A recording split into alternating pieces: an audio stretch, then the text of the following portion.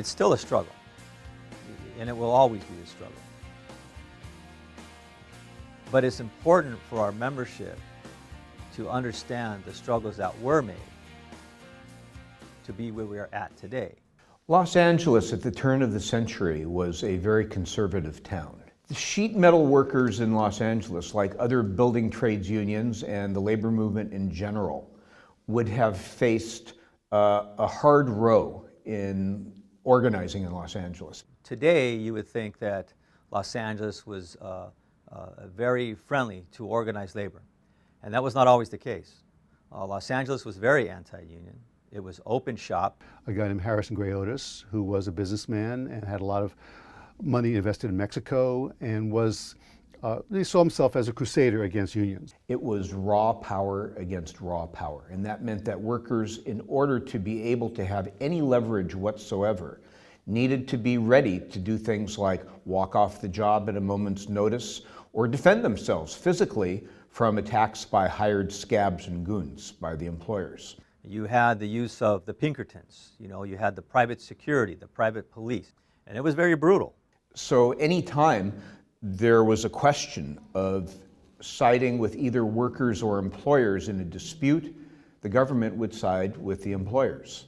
In the late 19th, early 20th centuries, Los Angeles was growing rather quickly, but it was growing mostly because white people from the Midwest were moving there. We had the establishment of Local 108, again, back in 1903. It was a large local that covered a lot of territory. Between 1900 and 1904, union membership quadrupled in Los Angeles. Membership was growing, and that in turn allowed the unions to hire organizers.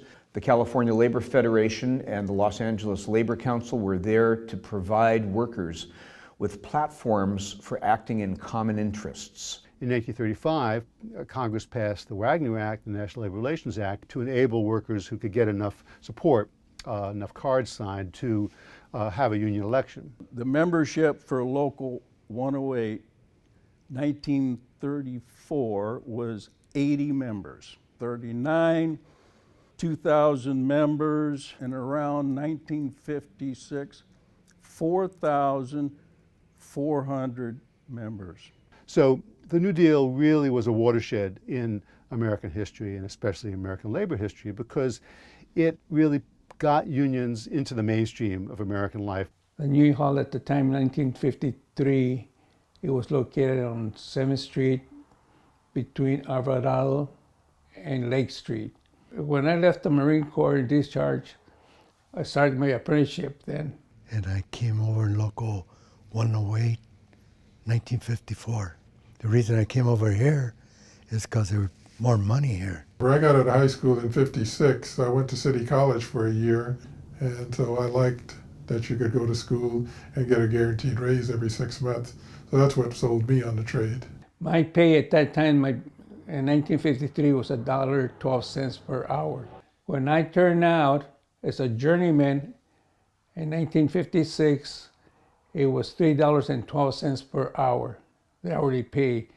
At that time, we did not have no benefits at all. I think when I came in here, I was getting $2.29 an hour, I think it was. I knew what a union was, but I never did know the workings of it. Of course, when I first started, I think on my paycheck it was $2 and something an hour, way back then. I worked on all those high-rises downtown, the Twin Towers. We were making $1.78 to start.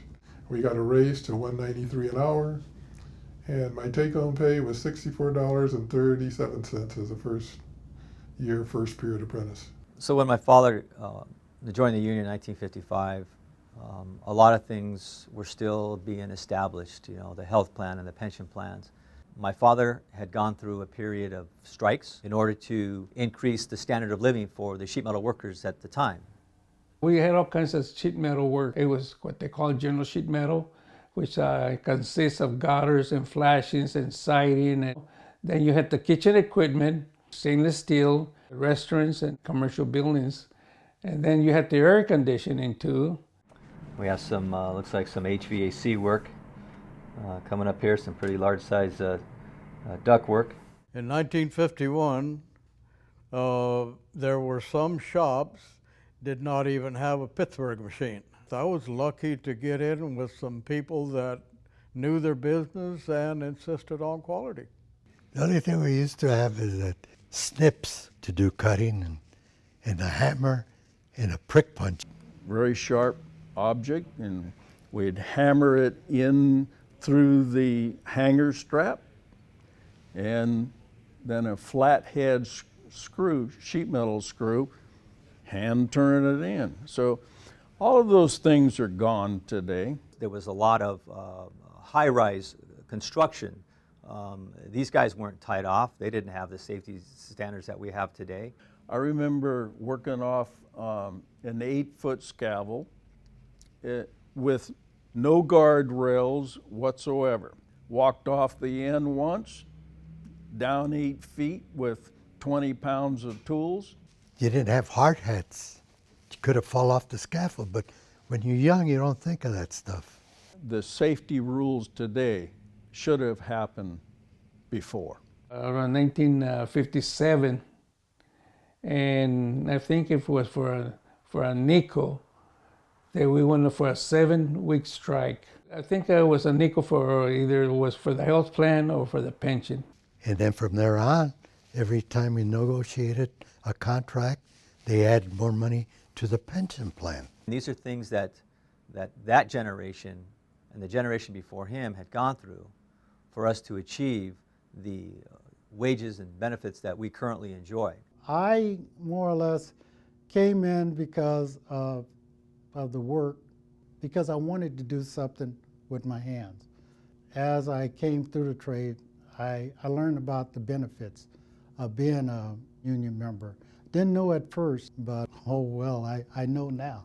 The period of tremendous, remarkable growth in unionism did take place from 1933, when there were 3 million American workers in unions, to 1945, at the end of World War II, when there were 15 million American workers in unions. And now there's a bit fewer than 15 million Americans in unions, I think. And so with the population growth, we see what a decline there's been. In the 60s, Local 108 was pretty close to 100% union in the sheet metal industry. A lot of the techniques used by our labor leaders in the past, they're not available today. Hard metal got replaced by what we call flexible metals. This is some wire wrapped around some vinyl paper and insulation and vinyl on the outside. And it became easier for the non-union people to compete with us. In the latter part of the 20th century, increasingly immigrant families, first generation, second generation, even third generation, became more and more part of the labor movement because they were a larger part of the population and they worked for a living.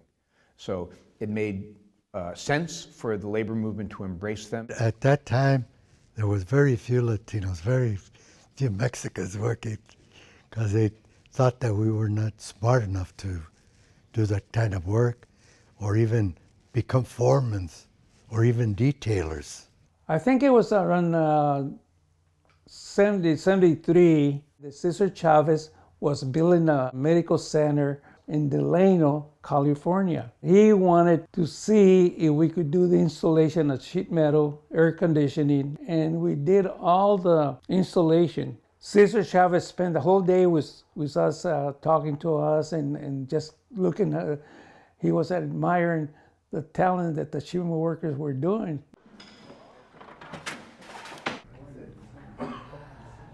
Prior to the apprenticeship program, people learned by things being handed down, working with, again, a master craftsman or a journeyman, learning the skill. It wasn't until after the unions were pretty well established that they decided to organize a training program. Primarily after World War II is when apprenticeship programs really kind of came to fruition. The apprentice program and the school is very important. That's where you get your background. That's where you start learning about using tools, about detailing, learning ductwork on the job.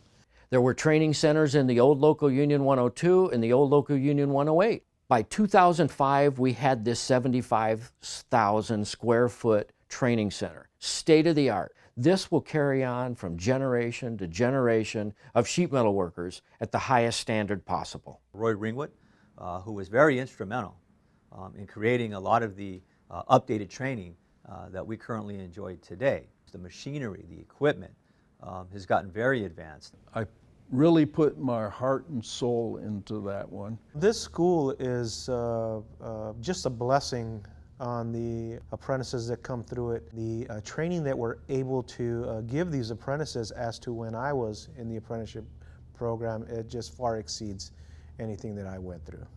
Our skills here in Bakersfield were outstanding. We had some of the best sheet metal workers and the best apprentices, I feel, that were in the nation. But you know, I'm a little prejudiced too. The beauty in this trade is pretty much everything. You get to build things out of metal, design, you know, if you go architectural side, you can build pretty much whatever your mind creates, you can make it out of metal. So, I mean, it's fascinating.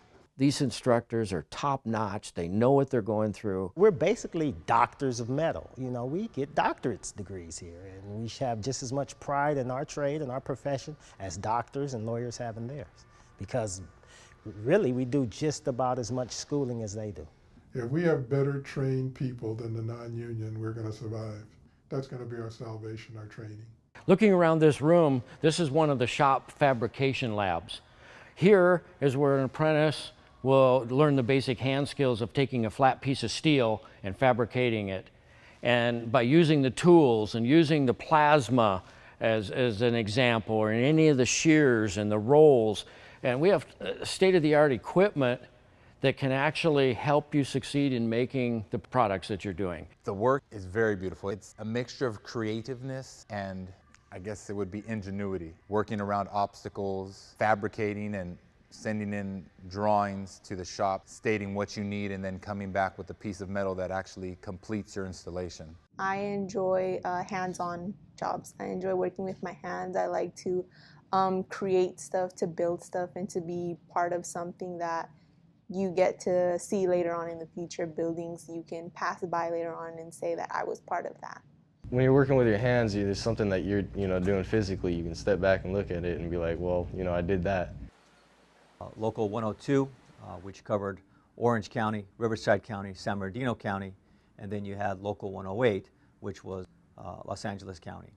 And eventually, those two local unions merged into what we have today, Local 105, in December of 2001. Our members were working in both jurisdictions. We also belonged to the same tri-state trust fund. So we had the same health plan and same pension plan.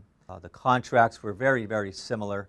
And so as a matter of efficiency, progress, and in bringing the union actually closer together and members closer together, it made sense to formulate one union. I was the former business manager of 102, Orange County, Riverside, San Bernardino, and Roy Ringwood was the business manager of Local 108, Los Angeles. And our international came together and said, we want to put this thing together. With the consolidation, actually helped us with our market share, helped us to increase membership. Our contractors weren't burdened by different collective bargaining agreements. They were able to bid more work, provide work opportunities for our members. And so by bringing in more journeymen, more apprentices, more workers into our union, greatly helped our health and pension plans. In 1997, I became the president because Luther Medina, him and I would go to all these retirement meetings downtown on Lucas, and we wouldn't see hardly anybody there. The retirees continue to talk about the history of the union, but they also love to volunteer their time with their local union. But they definitely play a very active role and have a voice on the direction that the union is going to go in the future. I want to accomplish the club to grow and have more members join it. In the retirees club, we have the ex-business managers, ex-PAs, business agents, a lot of background in that in the retirees club. The sheet metal workers are no different than any other part of the labor movement. Their rights and their privileges and benefits all came from the collective struggles that they were able to pull together. to know the struggles, to know the different investments that went through, the sacrifices that people went through to have these opportunities that we have. If you don't have that history, you don't care for it as much. It's very important for our apprentices to understand the road that was taken on to get to where we are today. You know, they come in with the mindset that, oh, that this is how it's always been, and it has not. It was a fight to get to where we are today, and in understanding that the fight never ends. As a unit, we're only strong together. Divided, we're weak.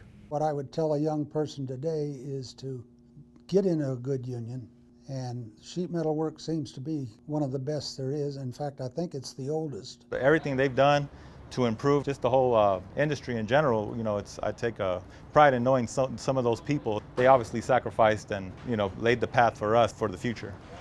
If the unions could be as strong as like when I came in the early 70s, we'd be much better off.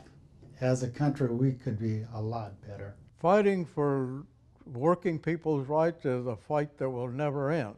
As long as humanity is around, you will continue to have greed where it can flourish, and unions will continue to be there as a voice for the working people, a voice for those that feel voiceless, to give strength to people that feel they have no hope. The unions provide that hope. So we still have a lot of challenges, but the future looks brighter.